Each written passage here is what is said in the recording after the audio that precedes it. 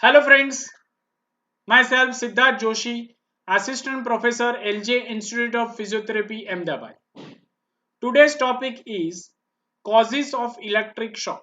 It is very small but very important topic as it is very frequently asked in university examination for 8 marks, and one should know in private practice or in clinical practice that what are the causes of electric shock so we can prevent it from the electric shock.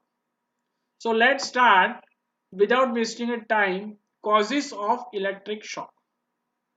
A person may obtain a shock without touching the active wire of the power supply by the following ways. These are some ways in which there are chances of the electric shock will happen to the patient or any person without touching the active wire. Sudden alteration of the current flow. If while on the start of the treatment, the low or medium frequency current is switched on with the controls turned up, or if insufficient time is allowed for the apparatus to warm up so that the current comes on a suddenly after the controls have been turned up, it results in a sudden flow of a current giving shock.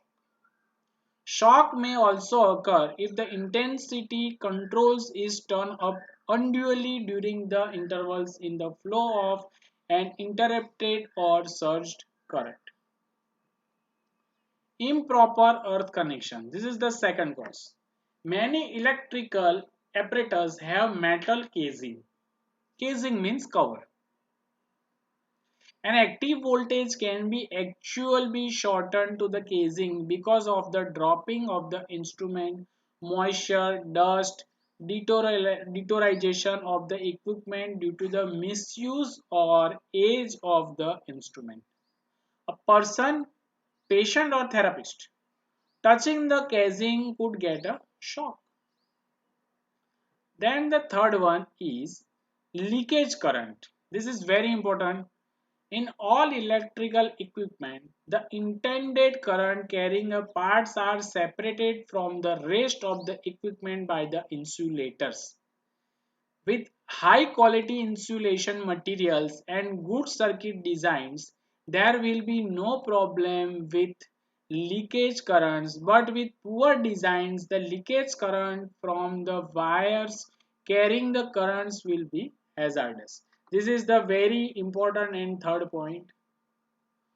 Two pin connections, so it will higher.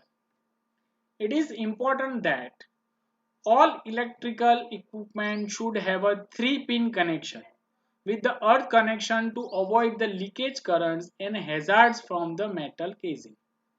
The 3-pin system offers the protection of the fuse blowing if there is a leakage oil metal casing short circuit.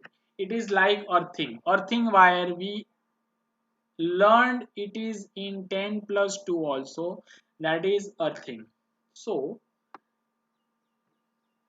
the 3-pin system has the protective ground wire pin always longer than the others to ensure that the ground connection is the first to be plugged in and the last to be unplugged. The building itself must carry a good grounding system for the power supply. If the above features are absent and a 2-pin connection is used, it may give the shock. Now, fifth point is faulty electrical components. The presence of faulty components such as a faulty transformer or a leaky capacitor may be hazardous, giving electric shock. So if any faulty instruments are available in that big instrument, obviously there is a chance of electrical shock or electrical leak.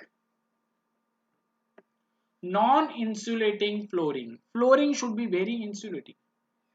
It is mandatory to have the floor of the electrotherapy unit to be insulated through vinyl or some other insulated flooring. If the floor is not insulated, it enhances the occurrence of the earth shock. Obviously, it will easily pass by the floor. So there are chances of the current by the floor.